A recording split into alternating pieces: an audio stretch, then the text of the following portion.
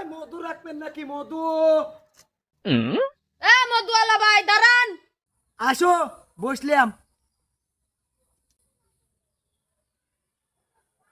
মধু কি ভালো হবে নি?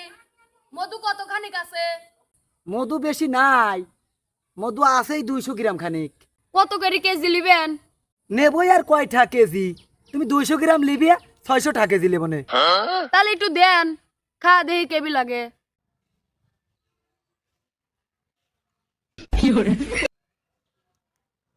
ইয়া তুমি টিকে মধু মিঠি হবে না, চেনির মধু যে। আরে না না না না, মধু এরকমই হয়।